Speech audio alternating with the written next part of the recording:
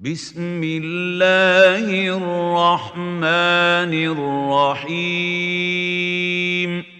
الحمد لله رب العالمين، والصلاة والسلام على سيدنا محمد وعلى آله وأصحابه ومن تبعهم بإحسان إلى يوم الدين. cashirkan waxaa inooga bilaaban doona qeybtii shanaad ahna qeybtii ugu dambeysay ee kitaabka farbarashada iyo yeeriska kiisa koowaad. qaybtan waxayna baraysaa sidii loo akhrin lahaa xarfaha oo shaqalada kulli leh. 3 video ayaan u qaybiyay. videogan waxaan ku baranaynaa 9 xaraf ee ugu horeysa alif waxmaalaha oo shaqalada kulli leh. haddaba aan bilaabano hingaadooda iyo sidii la iskugu xiri lahaa.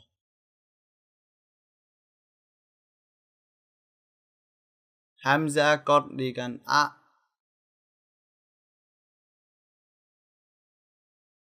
hamza hoos dhigan i. hadda waxaan akhrinay 2 xaraf. waxaan isku xiraynaa marka labadan xaraf dhawaqooda bes. a, i. hamza goodan u, a, i, u. baa kordhigan ba, baa hoos dhigan bi, baabi. baa goodan bu, baabiibu.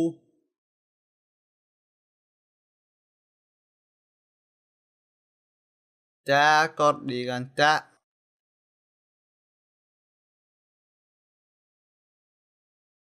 taa hoos dhigan ti,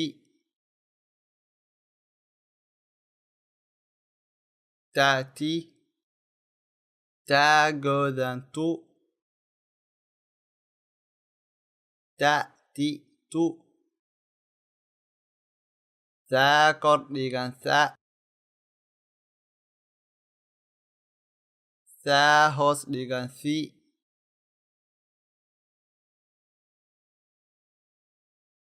thaathi. thaa goodan thu, thaathiithu. jiim kordhigan ja, jiim hoos dhigan ji, jaaji. jiim goodan ju,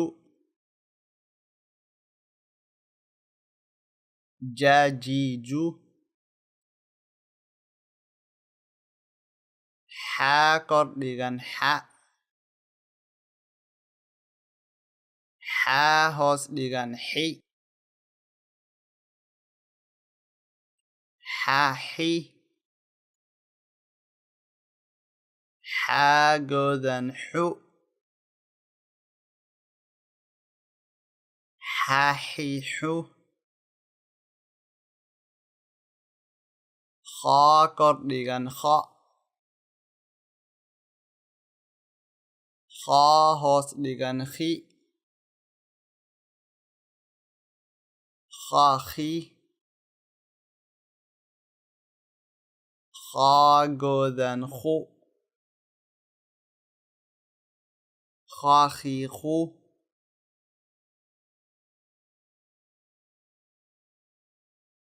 daal kordhigan da, daal hoos dhigan di, daadi. daal goodan du, daadiidu. daal kordhigan da, daal hoos dhigan di, ذا ذي ذال قوذان ذو ذا ذي ذو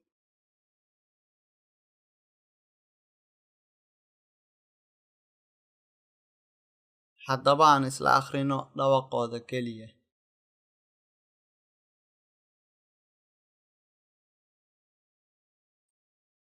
a i u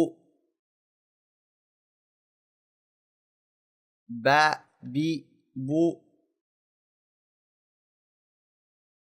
ta ti tu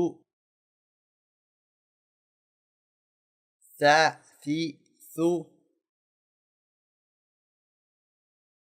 ja ji ju ha hi hu ha hi hu da di du ذا ذي ذو والسلام عليكم ورحمة الله وبركاته.